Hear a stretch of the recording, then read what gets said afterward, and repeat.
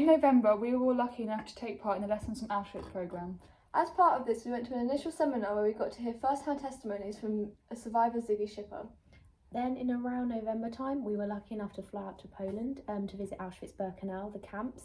It was really interesting to see the town around it, Oswiecim, and just one of the locations where the Holocaust took place. Why do you feel that listening to a survivor talk is a valuable experience? The chance to hear from Ziggy gave us an invaluable insight into what it was like for someone that was actually there, and it's something I don't think you can get through just learning about it at school. Yeah, like I definitely feel that at school you learn the statistic that, you know, approximately 6 million Jews were killed, and I think that's like often quite impersonal. Like the Jews, they're not just part of a statistic. Hearing from a survivor firsthand, it really shows you that behind those statistics, those 6 million people had individual stories. That's why I feel like first-hand testimonies are really important, because you depersonalise them if you just use them as a statistic. No, definitely. Like listening to it was also a very humbling experience, and knowing that we're the last generation to like hear from a survivor firsthand, it's definitely memorable. Yeah, I would agree. Why do you feel it's important to visit a camp such as Auschwitz? Yeah, because I feel like when we learn about the Holocaust in school, it's in a very detached and objective way, and like we're trying to analyse and explain it, but when you actually go there, like it just brings to life how real the events were.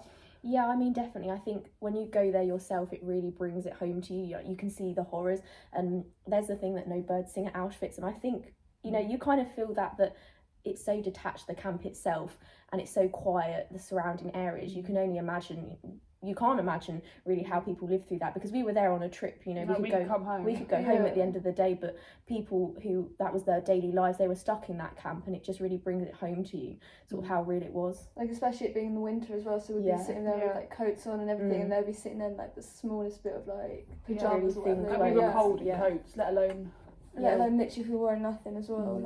It's ridiculous, and it also brings back the idea of the fact that people still deny the Holocaust, and the fact that there's still that Holocaust denial going on, and how people can be like the mass suffering of these 6 million people is just never happened.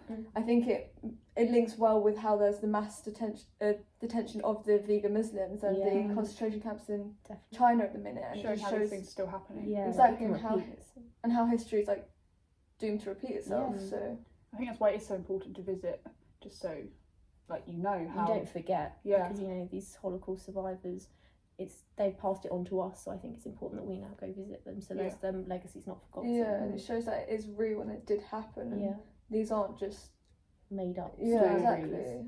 Like it's not just something you learn about in school, like it is a real, like this happened to 6 million people. It's almost like it was literally going there, it was almost as if it was surreal, because like you're just sitting like there thinking how could this happen? How did this happen? Yeah. Overall, we all found it a really thought-provoking experience, I think, and we're all very grateful that we could have this opportunity.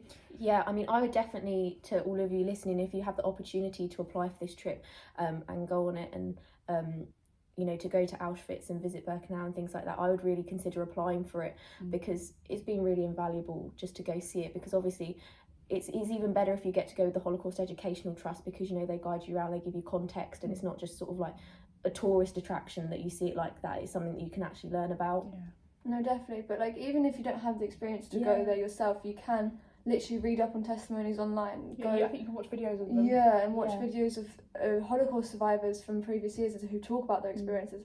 And even if you have the experience to like go see one, I think you should definitely do that, because it definitely has opened my eyes. And there won't be much longer that you can still hear from them. Exactly, because as time goes on, will be the generations that have to carry on their legacy. Exactly. So,